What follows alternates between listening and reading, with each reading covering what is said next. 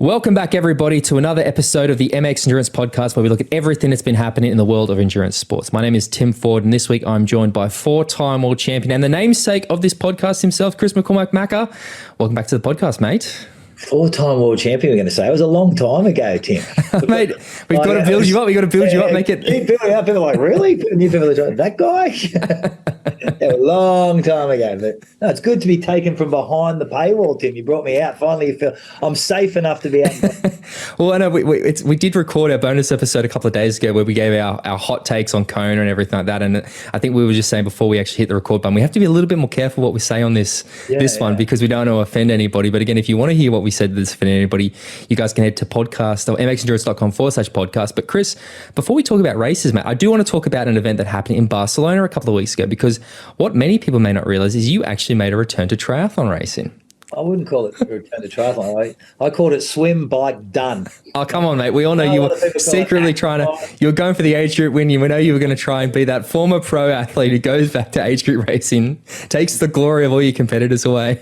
It seemed like a good idea entering the race. We were over a few beers with some friends and they said, let's do the Ironman in Barcelona. I'm like, yes, because it was like 40 weeks away. And then suddenly, as we all know, suddenly that 40 weeks becomes 4 weeks and you're like, shit, that's on in a couple of days.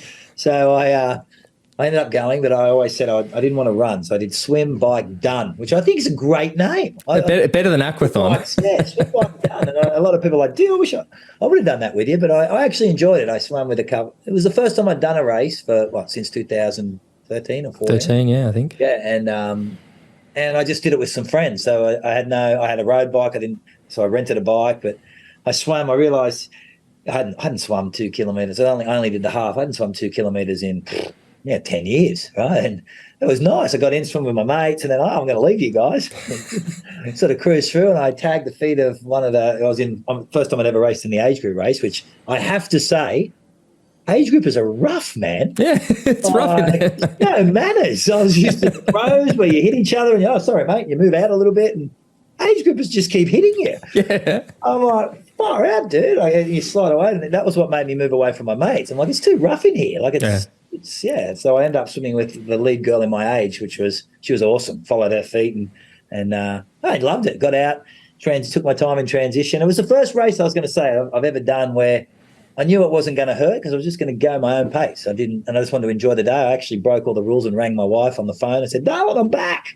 I was halfway through the bike and done it. And then, ironically, anyone who's done Barcelona who's been there, it's 5,500 people on a very, very tight circuit, and it's impossible to follow the rules of Ironman, which is the 10 metre behind it is just one big massive drafting pack, and I got pinged for drafting, which I was doing without question. But I'm thinking, how could you select from this 150 people in this group, me and a guy and a young woman? Like, how did you pick us? You're the guy on your phone, FaceTime with your wife, and he's like, that guy, let's get him. Yeah, just like you and you. It's just sort of like punishment in the class when the teacher used to come in and hear everyone talking and then just pick, all right, you at the front. I was that person. So, no, I had a lot of fun. It was great. What about, I mean, I am curious, a lot of again, I assume most of the races or all the races you did as a pro, you went in with a very specific mindset. Going into it knowing you're just going to have a bit of fun, like, was that nice? Like, was it nice? Were you worried that people would spot you and be like, oh shit, like was there an element of that? I got spotted. No, I got spotted by a few people on the race start, and Paul Kay, who does the commentary, is like, fuck. I'm like, yeah, I'm twice the man I used to be, not as skinny in that wetsuit anymore. Did you have to get a new wetsuit there? I bought a new wetsuit. So that whole event cost me like $2,000. By the time I bought a new wetsuit, I had to buy number belts, I had to buy all the stuff you forget, right? I had to buy bike shoes because I was like, far out, it's an expensive gig. But no, I loved it because I walked down. I know my mates were really nervous. One of my friends who did the full Ironman, it was his first one, and so I walked to the start with him. And I'll be honest with you, I was really, really nice to be back in that atmosphere again. On that side of the fence, we do a lot, as you know, running events, which I've also enjoyed. But to be back on the other side of the fence with the number on and that atmosphere, and for me, for the first time, I was just going to enjoy it. I never wanted to hurt. And I thought, so going into it with that mindset, I had no nutrition. I was just going to take the nutrition on course because I knew I was only going to do the bike. And I loved it. I absolutely loved it. Yeah, I really, really enjoyed it. And then I came back to the hotel, wrapped my bike, then walked down with at the hotel, had a shower, walked down with all the wives of my friends and the kids, and watched them all cross the line. It was a really cool day. Look out, we might see Macca doing more of it, having a good time out on the race course. Get bike done, I'll do all year, but the run thing, I'm too heavy to run nowadays. Well, mate, we have got some things to talk about. I thought what we were going to do this week, because again, we've talked about this a lot already this week, but we'll do it again in a bit more a politically correct method. But there's a few things that I thought we could talk about this week, and instead of necessarily going through the action at Kona, I mean, I'm sure we'll touch on it while we're having the discussions. I wanted to talk a bit more about the changes to Kona, because the conversation we had, a lot of the things that came up was about changes to the course, changes to technology, and the fact that we're seeing these incredibly different times. And I thought that is maybe something we can focus on this week on the show, is to look at the ways that the race has almost, I mean, in some ways it's the same, but a lot of ways it's probably unrecognizable from when you first went to the island in 20 years ago, 2002, I think it was. Yeah. I think one of the big talking points from the race was around the shoes that Gustav Iden wore, these 50 mil drop on prototype shoes that would not be allowed according to the IAAF rules, which I think they have to be 40 mil and they have to be made publicly available for them to be legal. Gustav got to wear these prototype shoes that I think even other on-athletes got given. And I heard from a lot of people on the ground who shall not be named that they were even like trying to get out of their sponsorship deal to get into these shoes because they're so much faster. As a former athlete, a person who suffered on those fields and knows how hard the back end of a marathon can be, like what do you think about the changes to technology around this race? I love the changes to technology, and let me be really, really clear: Gustav Iden would have won that race without those shoes, right? Barefoot. Okay, but look, I've seen it since day dot.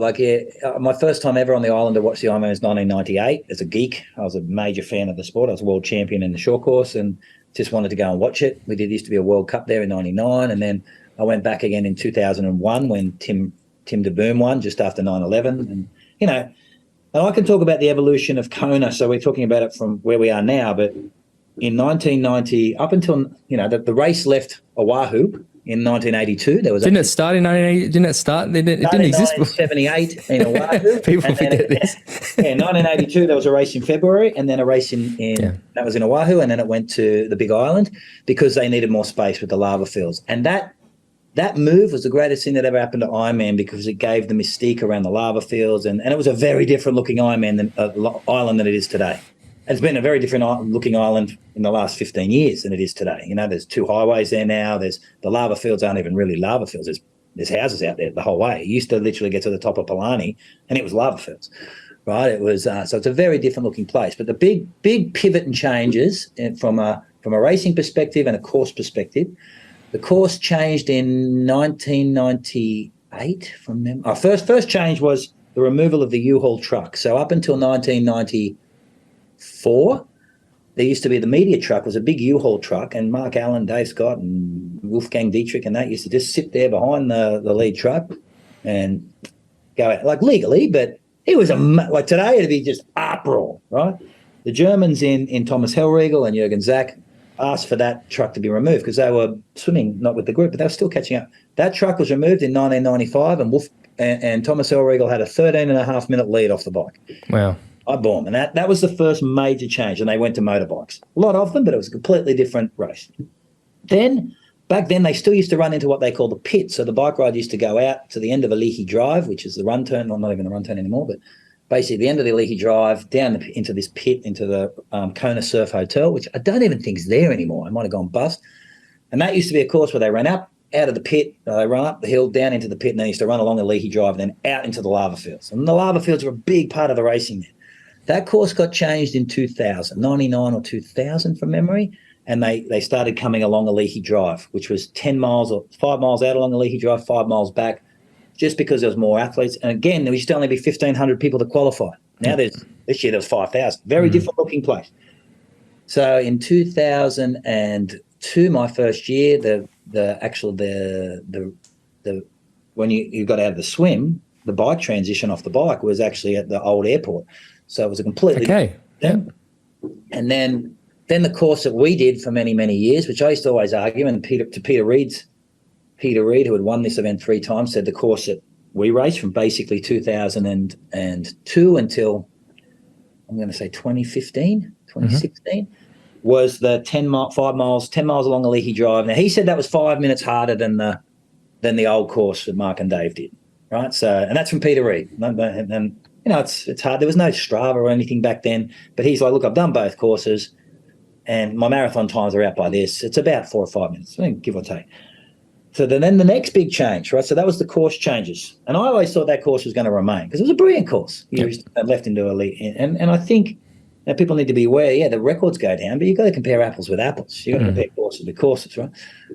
So Mark Allen and Dave Scott course, Mark Allen was the quickest over that ever. Yep. No, actually, I lie. Luke Van Leer was the quickest ever over that course. Then the quickest over my course was Craig Alexander. Completely different course than they've done in the last few years, right? So you can't... the 8:03 of Crowe is a remarkable time. 10 miles along the Leahy Drive. They do 6 miles there now. And the Leahy Drive is not. It's not flat. It's undulating. It's super undulating. Yeah, big time. Up and down. Super hot. And that far part at the end, that's where it really starts to get a bit. And that old course. We'll get to it in a sec. But the old course, you hit Palani at 10 miles, right? Which is the critic starting to get fatigued, man. So you've got the biggest climb on the hill at 10 miles. This year they hit it at 5.5 miles. Very different fatigue, right? So Palani used to be a real critical part of the race, which it wasn't so much this year. It sort of happened more out in the Laberfeld. But the next big change came with the speed suits, right? Actually, the next change came with the aero helmet. The aero helmet came in and a guy called Steve Larson brought that in. He was the first person to wear a Lance Armstrong style hair. We used to all just wear an aero helmet and T-shirt and flappy clothes. So that came in with Steve Larson about 2001, 2002. Then the next thing that came in of substance was the speed suits, the Blue 70 speed suit. And this is where the same conversation we're having now with Gustav Iden happened when Norman Stadler beat me in 2006. He was the first person to ever wear one of those speed suits. We used to all tuck our singlets into our Speedos. So you used to almost swim with a tire around your waist because all your clothes were tucked into your Speedos. But he came in with this wetsuit-looking one-piece thing that just changed the game. It was neoprene. Before that, we had orca suits that were just like a thing. He used to take it off, but he had those. Everyone uses them now. Those neoprene, and he went from being 4 minutes behind in the swim to beating us out of the water, and he went on to win Kona. And we all at the time, the same thing that's happening with Gustav, bullshit's not fair, blah, blah, blah. But, mate, he got it checked. And the same system they did with what the checking back then was? They took it to the King Kamehameha Hotel, this suit. They put a rock on it. And if it floated back up, then it was illegal, right? That was how scientific there. Anyone who swam in those suits, they are so much faster, man. It's ridiculous. And we saw it the following year. We all got the suits. We all swam in the 48s, and we all dropped Norman. Norman went to being 4 minutes behind again, right? But this is where we are. That was the first big technological change. Then Craig Alexander, probably it wasn't Craig, but Craig, Chris Lieto, and a guy called Marino Van Oenacker were the first to bring in the suits that you see them racing in today. Before that, we used to wear singlets and they used to be flappy, and everyone was concerned about because we didn't have the technology and the material to be cooling. But they brought in the first time that this, what's it called, the technology company that makes the material? Anyway, one of these material companies that for the first time ever you wore sleeves. So suddenly you're swimming. They had sleeves on the bike, and you've got a very, very tight fitting kit, right? And Crowley brought that out from memory, the first kit hit was when he broke 2011. He had him and Marino and all of them. And mate, their bike times we all went from 4:24 bike riders. They all went to 4:20, 5 minutes. Suddenly, whooshka, everything went quick. Now, the next evolution was probably the refinement of the bike, the TT bike, and now what we're seeing now with the 3D printing of the front ends and the positions they can get in on the bike and the extra gears. We only had 7-speed, 8-speed. Now they're 11, 12-speed bikes, no wires, nothing, internal drinking system. So the technology there is remarkable and way better. That in touch with their racing kits. And then obviously the evolution, which we saw at sub-7, sub-8 with those shoes. We saw it with the Kipchoge 2-hour marathon. We saw it with Beth Potter going from a 15:07 5,000-metre runner to a 14:41 5,000-metre, breaking the world record in shoes. Nothing changed. Now we're seeing that with Gustav Iden. But to Gustav's credit, okay, his was higher than a 50 mil stack, which is basically, to give people perspective, what's happening in that shoe, from what I've read and I understand, and having sat with Puma last year, is there is a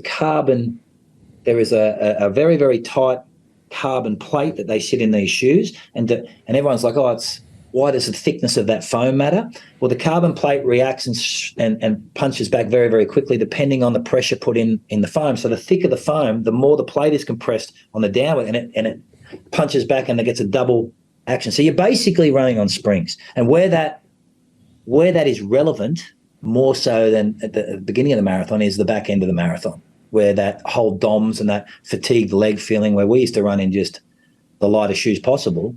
It wasn't that you were blown up at the 32-kilometre mark. It was that your legs were so sore, the muscles were so sore from the damage of the pounding on the road, that your back 10K was very, very much slower. Now you saw it, that shoe giving back is just changed in the back end of the marathon. And I personally believe in Sam Laidlow's case, that was part of the game that enabled him to stay in it. His performance was remarkable there, but he was able to drop that very, very solid marathon because he was supported by what he had. But Gustav's shoes, everyone had them on. Okay, Gustav's was a little thicker, but you're comparing a green apple with a red apple. Everyone had the same shit. His was a little bit better.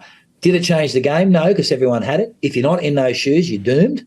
So yeah, if you're not running in those shoes, forget it, mate. Yeah. It's over, right? But there's so much more technological advances opposed to that. And this year's marathon course, as we said earlier, and you're 3K along the Leahy Drive, 3K back, you spend it all out. It's not even the lonely lava fields anymore. So it's a completely different course. But that being said, dropping 2:36 marathons in any conditions is hard. But I would still throw down the Pepsi challenge that a fit Craig Alexander or a very, very fit Jan Frodeno is very, very, very much able to deliver on the run what we saw in Kona this year with the same technology. Do you think we sort of touched on a little bit too the fact that this is the first year we saw the split race and the Shooters race, and the fact that there is 5,000 people doing this race. One of the things I noticed being on the ground this year was, unlike previous years, only one side of the Queen K was closed, so the north side was open to traffic, whereas it was just all on the ocean side. And then we've seen that there's that that extra bit, which I think is the reason they've shortened the Leahy Drive part of the race, is because they now go further out along the Queen K before looping back into the Energy Lab. Do you, like those sort of things? Is it purely a case of the race the course is being changed to accommodate more people, or do you think there is this? I mean, we always see this thread of Ironman races are becoming easier. They want people to go faster. Do you think there's an element of that too? Do you think maybe it is a case of how can we make this race a little bit faster? Or look, it's a business, and Ironman Hawaii. Like I've said it to you, I'll continually say it is the race in our sport. You can win you can call a world championship anywhere else in the world. When you finish triathlon, people that don't know our sport, and it happens to me all the time, you won 4 world titles. They're like, oh, okay, yeah. Oh, did you ever do that Hawaii race? They don't call it the world title. They know that. You told this story on the episode we recorded the other day, but you were at a leadership and sport meeting, and that's how you were introduced. It wasn't as a world champion triathlete. It was this guy won the Hawaiian Ironman. Oh, so Hawaii is bigger than the sport. So we can PTO, whoever wants to call it, Dallas Cups, whatever you want to call it, and make all these great names up. To the non-converted market that don't give a rat's about triathlon, Hawaii is something they know. I don't follow golf, but I know the Masters. So Hawaii will always be the testing ground, the event you must win in this sport to get legendary status or to be recognised to some degree. So I think because of that trickles on through all the age groups, and they want to get as many people on the course as possible, and they have to. The last 5 years has been a disgrace with 2,700, 2,600 people on a single day. Like, it's impossible not to draft. Like, I mean it with the utmost respect, but I've sat there and watched the race going, oh my gosh, like the days of 1,500 people was congested out there because, it's a typical bell curve. Most people get out of the water within that 20-minute period, 25-minute period. It's just too busy. But I think splitting it over 2 days, I loved it. I loved watching the women's race. I thought the women's race this year was unreal, and it wasn't corrupted in any way by flicking back to the men. And, we just got to watch the women compete. And we got to watch the men compete. I like the 2-day format. I think it needs to stay in Kona. I know it had its logistical issues, and there was a lot of pushback from the locals. And you can argue that they stayed on the left side of the road. It's just a completely different bike ride. But it's I think, I personally think more people doing our sport, more people getting to experience Kona is a good thing. I do agree with you with this obsession with fast times. I think that's a cancer in the sport. I personally believe that Ironman needs to take their distances, ratify their distances more seriously, because if you went to the London Marathon and it was 38K, you'd be pissed off. Right? Maybe you would. I've got a fast time. Everybody go, hey, if it's only 38K, you didn't run the marathon. The reason being is marathon have been so strict around what a marathon is, right? And they ratify that all around the world with the World Marathon Series, and the people know they want to run 42.2 kilometres. You know what I mean, mate? Yeah, like, give me a break. It's close enough. You know, the hamburger, it's close enough. It's not good enough, man. It's just not good enough. And I don't know why there is not much more pushback by the amateurs. There is not much more. And I think it's because they secretly were so obsessed with time that you find most amateurs you have a discussion around. Like I know it after the Hamburg race this year when Laura Phillip broke the world record, which is very...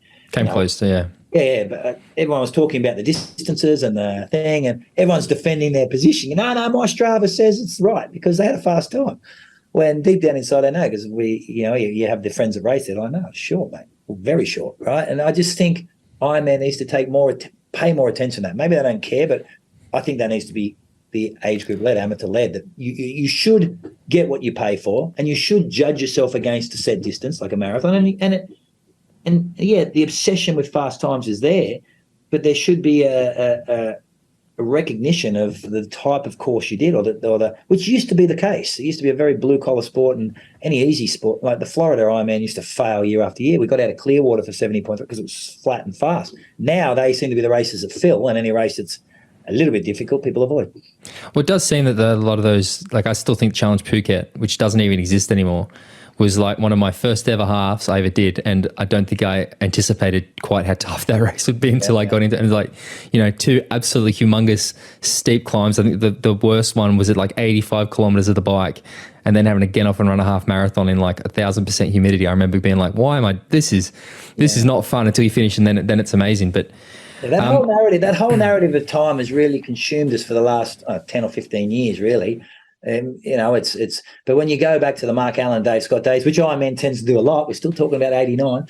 We're never going to stop talking about 89. Never going to stop talking about 89. But if you look at Mark's Palomares, like he won in Nice. Nice is one of the toughest courses in the world. He won in Zofingen. Zofingen was the hardest duathlon.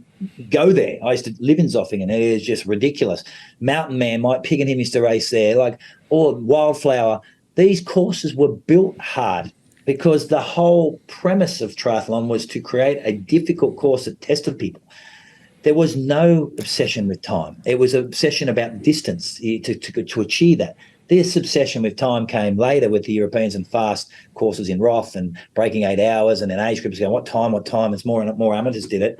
Everyone's obsession with, I did 9:45, I did 9:30, and that's been, not cancer is the wrong word, but I think it's just a direction I wish we could pivot from and get back to recognizing difficulty and recognizing each course and each athlete's performance on a course separately. I suppose the question that I then have to ask is, do the two have to be mutually exclusive? Because you designed the fastest course that has ever been done this year for the sub-7, sub-8 event, but I also know that you went to a lot of effort to make sure that course was accurate. Like, do you think that it, like, because again, I'm very much motivated, but I have a time goal that I'm trying to hit.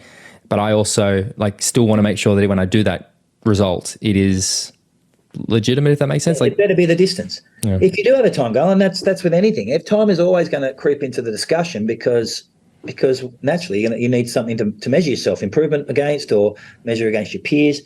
But that comes at the responsibility of the organising group, being Ironman or Challenge per se, to have a standard distance. Yep. Not just call it a standard distance, close enough. No, 400 metres is a lot of distance, right? And that was when we built that sub-7 course. We had every portion of that course ratified. Ratified for swim. And they said, they swam slow. No, they swam the right distance, mate, for the first time ever. Christian only swam 49 minutes, 50 minutes. He swam 38 in Cozumel. Yeah, because he swam downstream in Cozumel, mate. It's about, and they rode these times because it was 180 kilometres, not 179.4, not 183, 180. And that's why they finished on the other side of the track. And the marathon was set to the exact distance, 42.190 kilometres.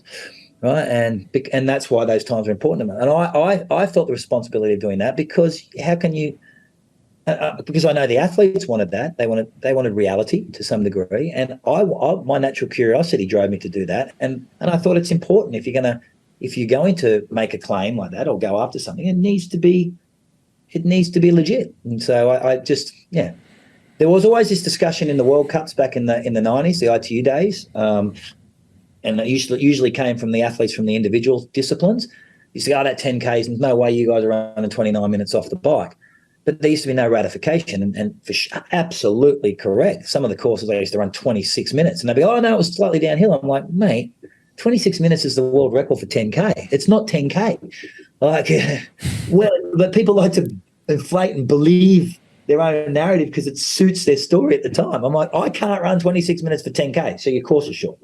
And the race director go, no, it's because there's a lot of downhill running. I said, mate, you could run me down Mount Vesuvius. Okay, I ain't running 26 minutes. Like, and that's where we're at. So I do think we're getting there. I think maybe the PTO will bring in those changes and push that. But it's whether the athletes want that ratification, which I think at their core they should. Or do you think there's, because you mentioned the PTO, maybe an interesting point is that we're starting to see a increase in various distances. In the past, or I think in the last decade, it's very much been sprint, Olympic, 70.3, 140.6, whereas suddenly we're starting to see the introduction of these 100-kilometer races. We've got the 2K, 88K, whatever's left. Yeah. Like, do you think that maybe because again, I know that when you were first starting out in triathlon, the distances weren't as important. It wasn't until sort of the Olympics got involved where we had to keep everything very similar. Do you think there is room to go back to not having set distances and just making it, it's a 3K swim, it's a 50K bike? Like, do you think there's place in the sport for those sort of varied distance races? I think Ironman, the distance of Ironman and the half Ironman 70.3 will always be key because there's so much history there. That is our history. That's what people want to. But yeah, of course, there's a triathlon is swim, bike, run. Like, I don't care how you put it together. Like, it's about the challenge of those three disciplines. And I think sometimes there should be races with a 4K swim and a 50K bike where the swimmers get a little bit of an advantage. Like, I know people, I don't like to swim, so I don't want to do that race. That's fine, don't do it. But what I ask myself is, I think of the Nepean Triathlon here in Australia. Nepean is in Penrith, outside, which is in Sydney, Western Sydney, where the half Ironman is sort of out in that area. That race used to be a 1K swim, 40K bike, 14K run. And I mean, the biggest race in the country. And the swimmers used to complain because the swim was so short. But then we used to go to Port Macquarie and there was a 3K swim, a 40K bike, and a 10K run, right? And the same people did it. But what I'm saying is the people that were doing triathlon back in the pioneering days and the people that inspired me to do triathlon were a different thinking people. There wasn't so much structure, and they were there for the challenge and the community and the camaraderie and the event and the whole physicality of what we're doing. So I personally believe, yes, there is a spot in it to do multi-sport racing, and PTO is doing a great job of that. And back when I raced, there was a company called TriStar. They sponsored me for a few years. They had the 111 and the 222 series, which was a 1K swim, 100K draft legal bike, and a 10K run. That thing exploded, boom, and then Ironman acquired it. Right, it's gone. Yeah, gone, because it was a great concept as well. So I do think there's a desire to do it, and the more races are out there, the better.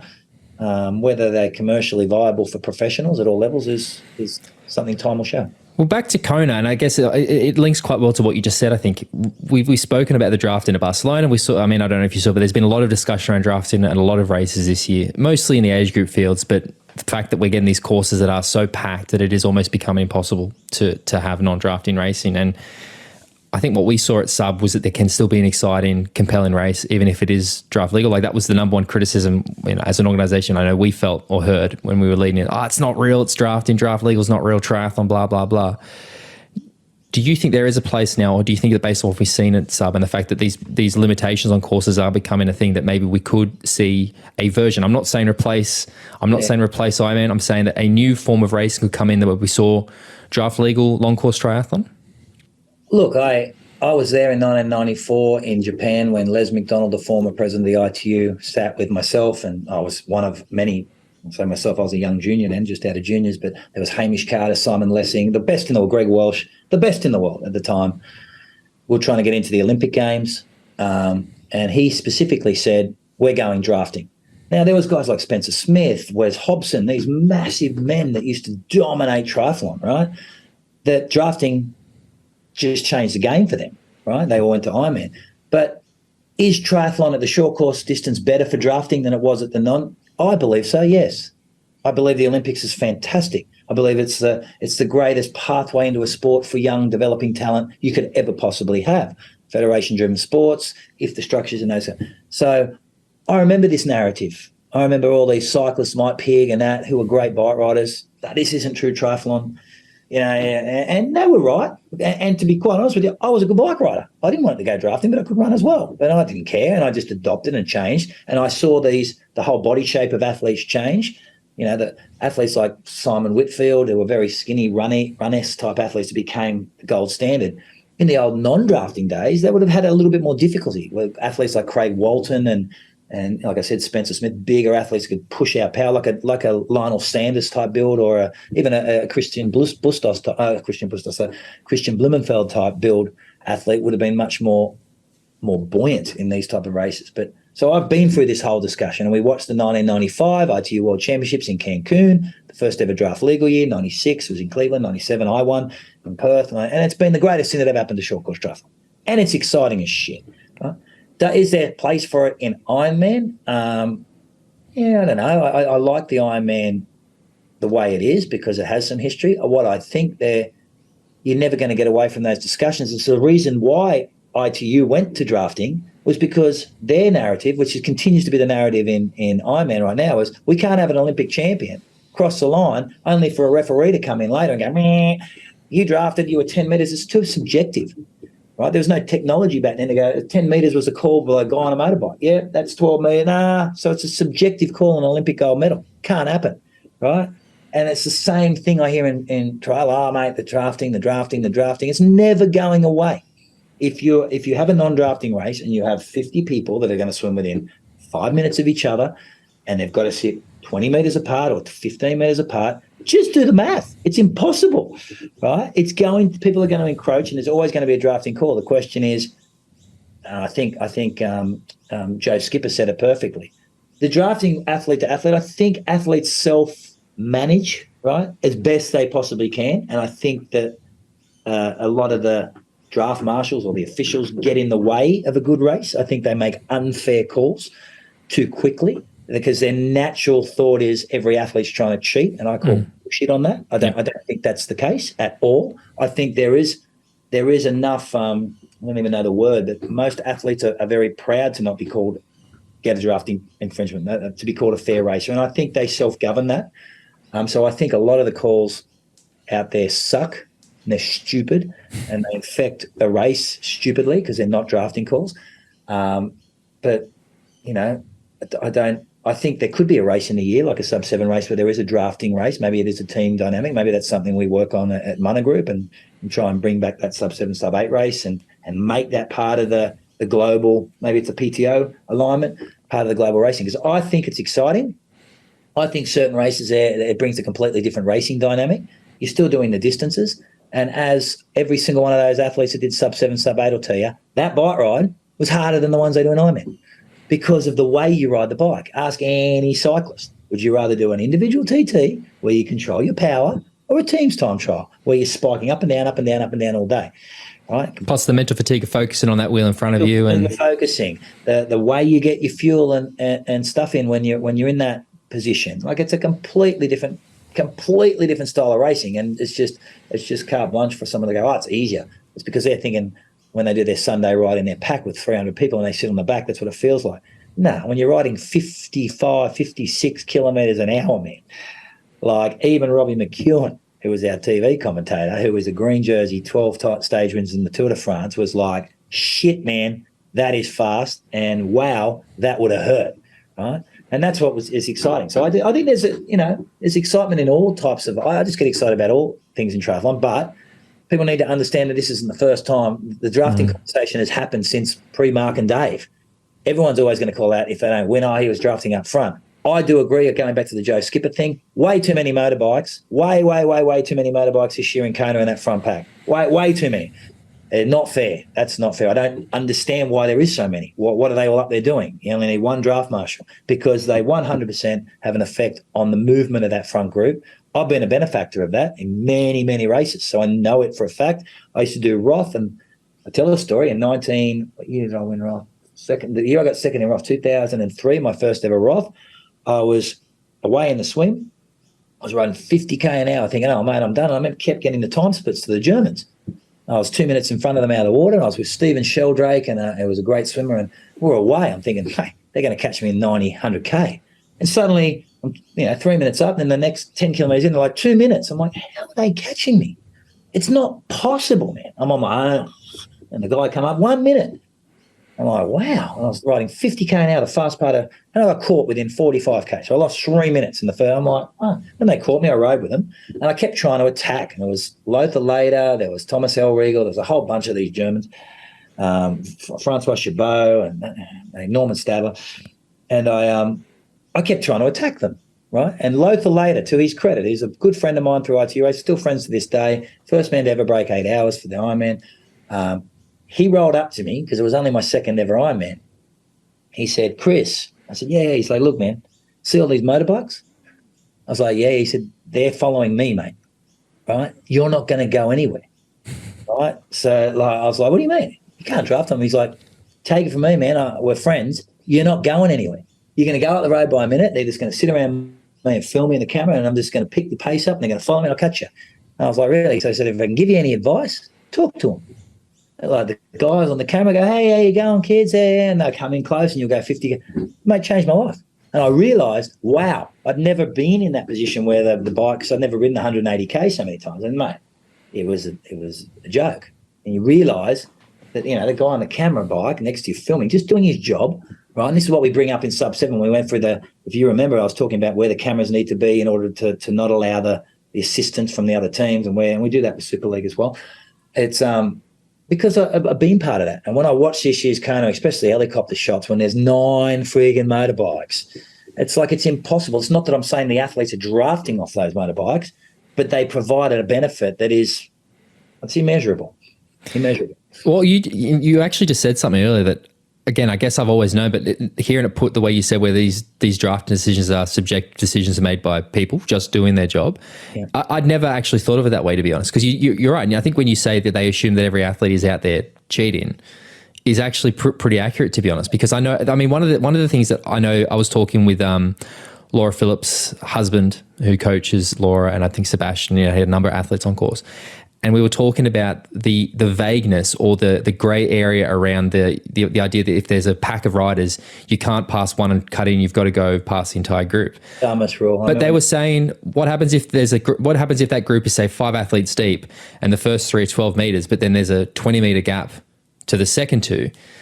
Because you're then 12 meters, are you then actually allowed to drop? And I was like, I actually don't know the answer. Like nobody could. Yeah, I remember this rule came out. That rule was brought in by Jimmy Riccatello, and I remember because before you used to be able to slot in, right? If you were 20 meters, and then this whole rule, like again, because I used to hear these conversations, and you get these old ex-pros up there that were the ex-bike riders, and they think they're bitter people because they used to get their ass kicked, and they thought they were going to change the game because they were such big bike riders, and so they come in, I'm going to stamp out all those people that used to rob me of my victories. I'm like, no, the fact that you ran 40 minutes for 10K probably robbed you of your victories, mate. But the fact that you rode a minute quicker than us had nothing to do with it. You sucked at running. It's triathlon, mate. But they came in and they became the draft marshals, right? Jimmy probably listens. Jimmy, no hard feelings, brother. But he's the and they do come in because I used to hear their speeches. Right, I'm going to be, and then he's anyone who gets in that zone, I'm pinging. I'm like, dude, stop thinking everyone's here to cheat. Like, warn them. A good ref comes up and goes, right, you've been in that zone. It's the World Championships, mate. You know, like but I'll tell you what happens. Mate, even the drafting call I got in Barcelona, I'm in the middle of 100 people. Yeah, everyone was drafting. And the lady just came up, blew a whistle. Everyone's trying to scatter. I'm like, I just laughed. And I think it's because I laugh that she's like, bing, bang, just pointed at people. I'm like, how the hell do you pick me? Yeah. Like, I get it, I was drafting, but so was he, everyone was, right?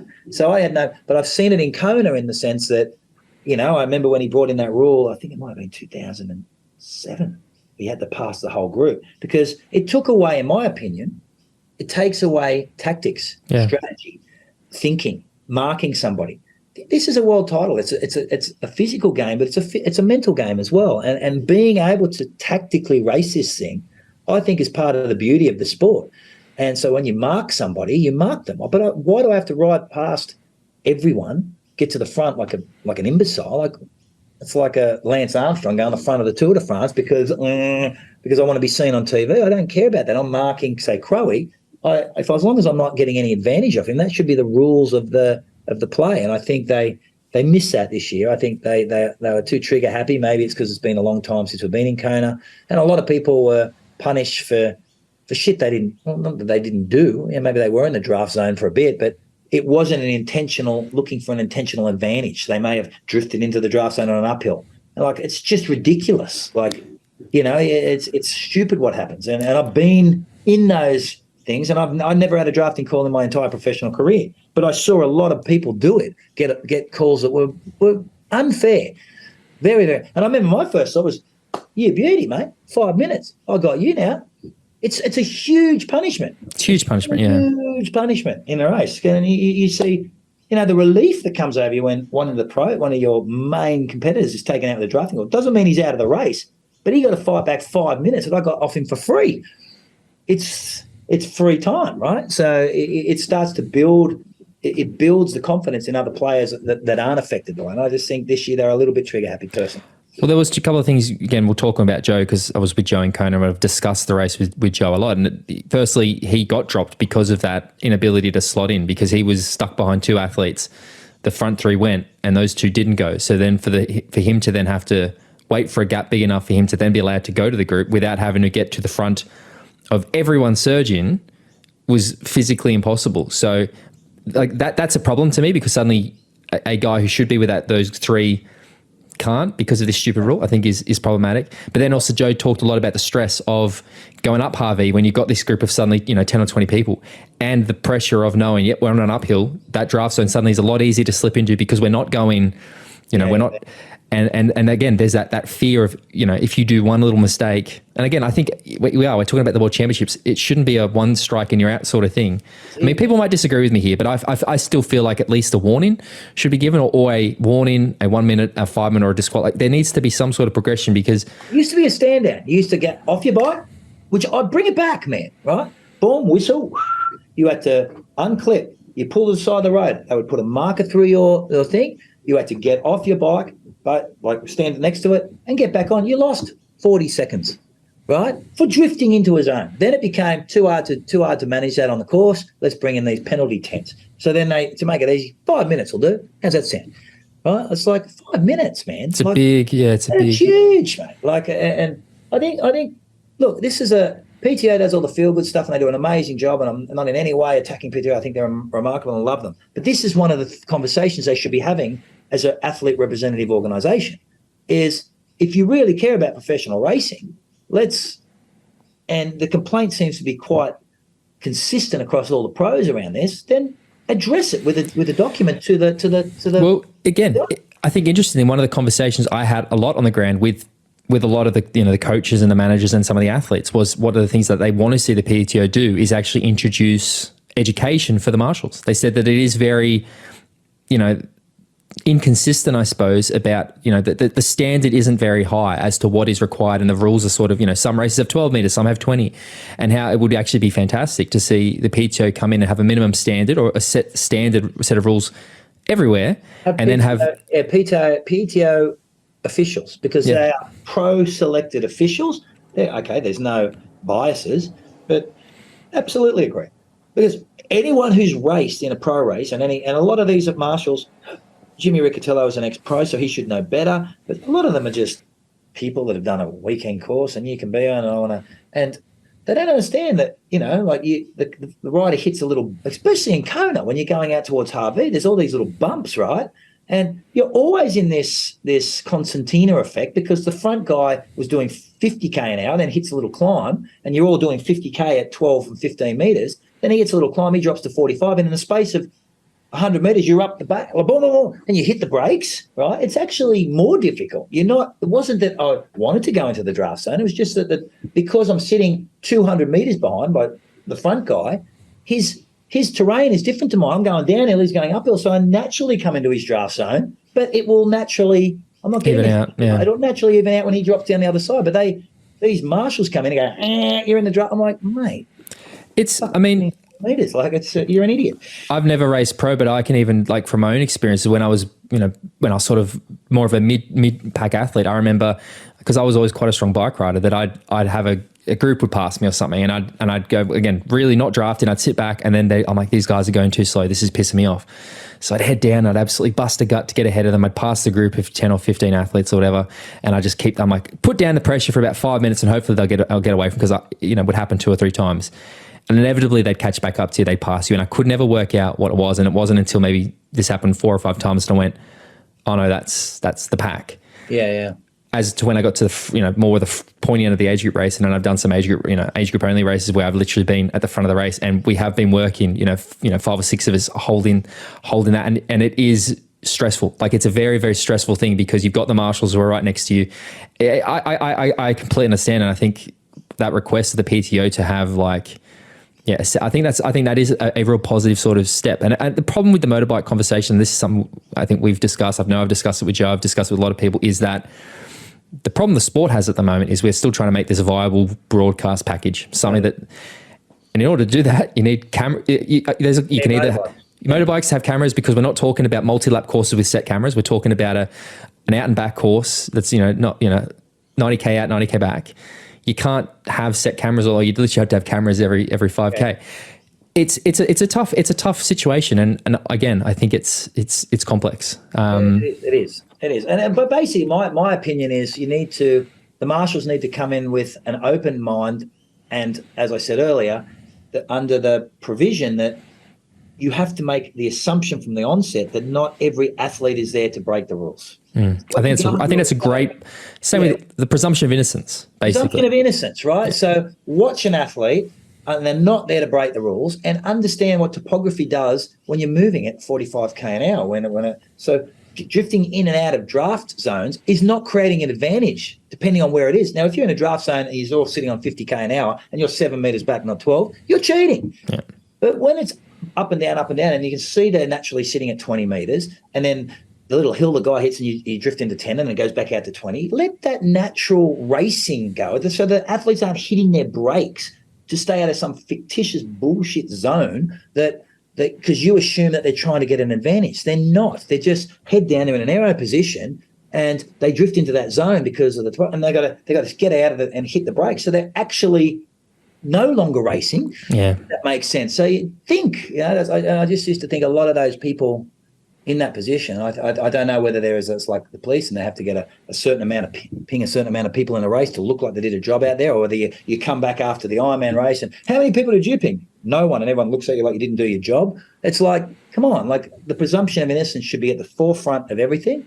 And I know there's a lot of people at the back of the race and a lot of pros out there that the reason they're not winning is because everyone's drafting. Bullshit, right? The reason you're not winning is the people up front are quicker. That's the way it is. And if you want to win, move up towards the front. So that honesty with each other and that honor system needs to be at the framework of everything. Or otherwise, go draft legal. Eliminates the problem. The thing I want to just, because I think we've done great. We've had a lot of discussions around race, and I know that we discuss this a lot in our private episodes. So if you want our full thoughts, again, mxendurance.com/podcast. But I keep forgetting we're not on the private episode. No, mate, this is fine. Again, compared to what you said the other day, this is very G-rated. But what are your thoughts about the race? Let's talk a little bit about the performances, about the winners, about some of the surprises, non-surprises, things that you obviously watched this race probably very differently, or from a different lens to a lot of us. What were the things that you noticed from the performances in Kona? Mate, firstly, it was just great to see the race back in Kona. I watched St. George.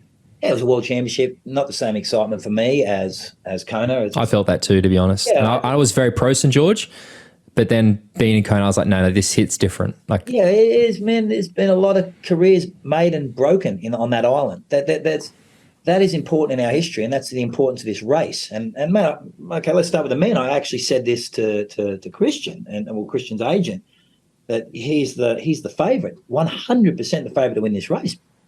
But it doesn't mean someone's going to win it.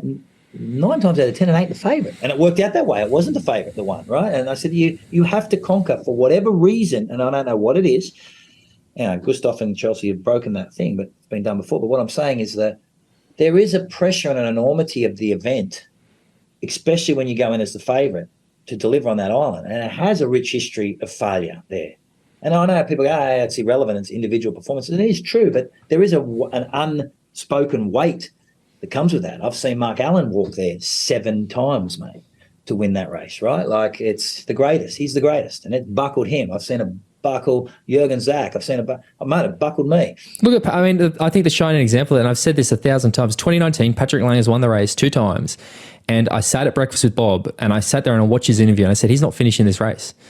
And sure enough, he pulled out because there's pressure. And again, whatever, you could see it because he's the defending champion, and suddenly Frodo's back. And you could tell whether he wants to admit it or he might say, I'm completely wrong. You could physically see, you could notice that there's pressure on his shoulders, and that comes with that race. It's that island, the race, the history. You've heard it, you've watched it. Like, it's like the Tour de France. You've seen the history. It's the only race where we have this ability to check every year, and we're all obsessed with times. But I'm just saying, no one remembers the time, mate. They remember who won and who didn't, right? And that's all. And Mark Allen said to me once, and I think I've said on this podcast many times, every year there's a bunch of people that can come into it. And I've seen multiple generations come through now, and you're going to sit back, Chris, in 10 years, and he's right, and you're going to look at a new generation of people, and you're going to look at all the people in your generation that could have won that didn't, because every year there can be only one, right? And there can be 8 that go in this favourite. Yeah. There can be only one. And to be on that list of Kona winners is a nice feeling, right? Because there can be only one. And he's right. Marino Van Oenacker, Andreas Raylert didn't win it. Cam Brown didn't win it. Like, there's a lot of Terenzo, people. Yeah. Terenzo didn't win it. That have all the capabilities of winning. And so I love this year's race from that perspective. I thought the on the men, I'll start with the men. On the men's side, we're all talking about the Norwegians. I was disappointed that Alistair and Jan were out, but I really just wanted to see the Norwegians attack it. I think we spoke before it. I love Christian Blumenfeld. I think he's the greatest in the world at the moment across all distances. Yeah, I love most versatile. I love the fact that he races, right? Like most athletes now, I'm in training mode. This bloke just races. He's doing 70.3. Doesn't matter what the distance is either. He'll just have a go at everything. I don't care. And that, to me, is an exciting racer. It's just it's an old school type racer, because that's how we were to some degree. Now they're more specialists. So I was really keen to see him. And, I was disappointed, that some people weren't there, but that happens every year. I did think Gustav, after watching Gustav win Ironman Florida against Lionel Sanders, that back-end marathon, and the fact that no one talked. So he's done one Ironman. He ran 2:36, busted Lionel Sanders, made him look stupid. He's done 2:70.3 worlds and won them. He did Dallas. Well, he's undefeated, I think, since Bahrain in 2017, 2018. I think he's lost. I was shocked that no one – he has the physique for Kona. I know we're all obsessed with it, and people get annoyed because they say, "Oh, Christian's bigger than normal," and he's shown that he knows how to handle that. But he didn't win, right? But Gustav reminds me, he's got the perfect physique, so he's not fighting. Not that it matters, but he's not fighting against his body during the race. And I can only talk from experience, because I do Ironmans. I run 18 Ironmans around the world. Never lost an Ironman I did. I only lost 2 outside of Kona. And everyone's like, "Oh, yeah, but Kona's the world champion." Back then, there was 10 Ironmans, mate. So I raced the best at every Ironman. It wasn't like you're doing one with one person in it. I raced the world champ, top 10 at Kona, most of the Ironmans over raced, right? So it was the same field, different course. I'd struggle in Kona, not anywhere else. So I understand you're not fighting against your body. Gustav Iden, to me, it was like, no one was talking about him. Everyone thought he was going to get on the podium.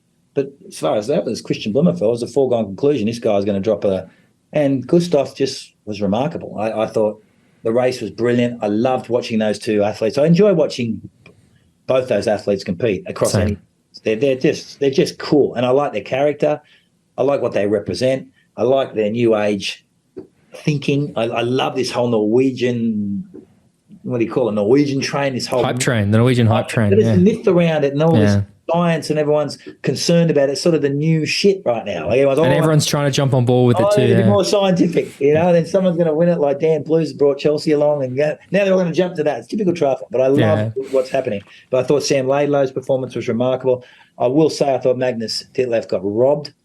Absolutely robbed. And I think his debut and was spectacular. Again, context, sub 8 on debut on the Big Island with a 5-minute drafting penalty. Like, Yeah. Well, without question, he raced, and I know we worked with Joe, actually we worked with Magnus as well, but I thought Joe Skipper was fucking hardcore. And when I saw the coverage and we were watching that second group and I seen them all together, I'm like, mate, Joe's going to outrun all of them, mate. This guy's tough, man. Tough as nails. Tough, but he's just not in the action early enough, and that can change with more speed in the group. And so I loved it. In short, I loved it. I think Gustav Iden should stay in Ironman racing. He is the heir apparent. It's going to be difficult for Christian to dislodge him, but if anyone will, it will be him, because they know each other so well. But Gustav, I think, is a remarkable racer at this distance and is going to be very, very difficult to take out. I know that we just criticised going on about 89 a lot, but do you think that we could be seeing a sort of situation here, a bit of a Mark and Dave, but it's the two training partners? Because I think that Christian and Gustav, while we've seen them race, there's been things that have come up a lot of the times when they have raced. Christian had the mechanical at 70.3 Worlds. He had a cramp in Edmonton earlier this year. This is the first time in a long time that we've actually really seen them. First time in an Ironman, but the first time in a long time we've seen them have that battle. And Christian was found wanting a little bit. Gustav's got 3 world titles now. Christian's got 2, mate. Yeah. Do you think this could become a few things maybe about it? Do you think that we could see this become the next great rivalry, even though I think it already sort of is? Or do you think it's sustainable? At some point, is that going to start to create a bit of friction between the two of them? Well, my question is what, and I know their agent and stuff, so the talk of what they're going to do next year, there is definitely a direction to go back to the Olympics. Yep. And at some point, right, maybe this is the new age, because our generation didn't specialise. My generation, we would flick around between races, and then it sort of became apparent that you had to specialise because the people that were specialising were getting the results. Christian and Gustav have blown that whole theory up, right? You look at Jan, you look at Sebastian, you look at all Lange. Jan retired from ITU and then went to Ironman. That's the natural progression. And he hasn't done an Olympic distance race since, right?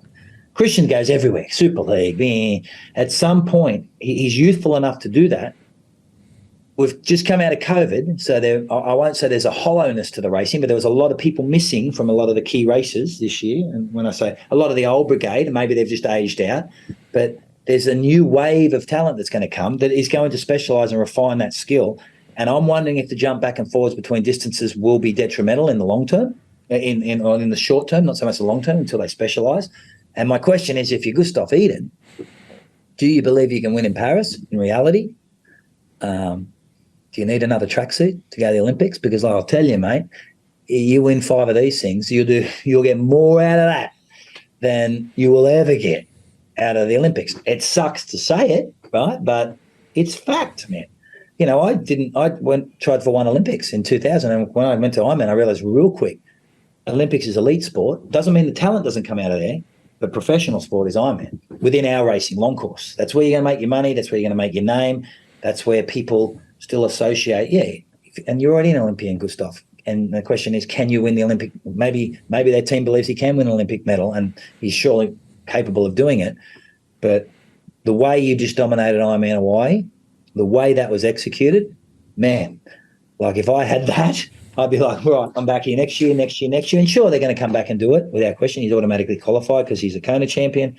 But my question is, and that's his coaching staff, and I'm no coach, so they know better than me. Apparently you are, according to Triathlon, mate. Oh, yeah, that's right. They're going to jump between distances. So I would love to see that Jan race next year with all of them.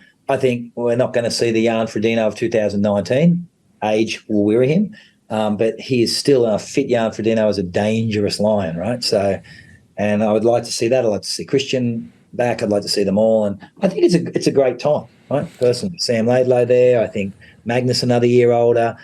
We can somehow, if you can speak to Joe, if Joe's listening, please, Joe, let's get that swim up a little more, because man, you put yourself in that action, you're a tough guy to run over the top of. I have to ask, and I know I asked you the other day, but again, for our general audience, fit Jan Frodeno, 2019 Jan Frodeno, or Jan Frodeno race in this race, where would he have come? Oh, mate, I'm a massive fan of Jan Frodeno. I think he would have seen a bigger showdown between, I think potentially what could have happened, even though the boys did swim 48 minutes, I think Jan is clever enough to do what I sort of did in 010 and recruit some of the swimmers. He maybe maybe would have had a word to Josh Amberger.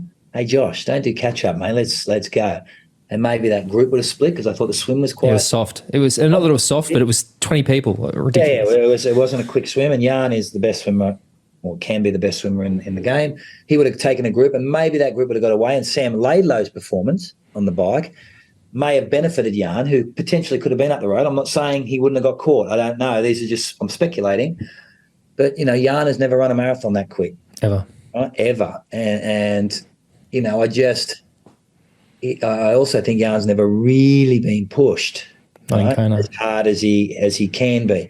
He's always done it in control. And I don't think, and when we look at Christian and Gustav, they've always been together, so they help each other naturally, right? So to answer your question, a 2019 Jan Frodeno versus Gustav Iden, mate, I think that performance of Gustav would have beaten him, but no, actually, I'm going to say Jan Frodeno. Cool. I'm going to go with Jan and with the utmost respect, Gustav, just because... Actually, I'm not going to say anything. I'm not going to say anything. You said Jan, you said Gustav, you said neither. Because it would have been one of those ones where I'm not going to say anything. Let's just sit back and watch. Let's watch next year. Yeah, let's just watch two amazing athletes in their prime do and have an amazing performance. And I don't care who would have won, to be honest, because I think they're both amazing. And put Christian in the mix and put potentially Alistair and others in that mix. But Jan, we all know a flying Jan Frodeno was a beautiful thing to watch. And then just to wrap up the women's race, what do you think about the women's race? Loved it, man. I preferred the women's race than the men's. I found it unbelievably exciting. Funnily enough, earlier in the year, I was talking to Dan Plews, who coaches Chelsea Sodero, and he was talking to me about bringing some other athletes on, and he was telling me about Chelsea. And I remember at the time thinking, really? She just had a baby, mate. And he kept saying, look, remember, all of us have come out of COVID. She's still racing really well. I'm working on a run. We're doing this. And he said, keep your eye on her because, I know you got a lot in the triathlon space with Bahrain and what you're doing with things in the future with Phoenix and stuff. I said, okay, well, I remember at the time just putting that in the back of my head thinking, Chelsea, whatever. She might get in the top 5. I had Laura Phillip. I think she got punished with that penalty. I thought she would be very, very difficult to beat. I thought Lucy was going to be up there. She's just got that massive piece. I thought Daniela Reef post St. George was strong. I did think she was dodging a bit of competition this year. We saw Jan Frodeno do that a few years ago, and I think when you start avoiding the big competitions to get these fictitious results. Yeah, when she went to Switzerland, I thought it was a bit... Yeah, it's because you get caught up in the whole, I'm going to just chase money and get my bonus and get my bonus and get my bonus, and I've got a narrative, I still want an Ironman. Yeah, but no one there, mate. And at the end of the day, you've got to turn up the Kona and you're going to race everyone. So, I just thought the women's race was remarkable, and I just looked at Chelsea and went, wow. And everyone's talking about her run. Her race was remarkable. It really was. It really, really was. She swam perfectly. She raced amazing. She positioned herself on the bike. She stayed in action all day.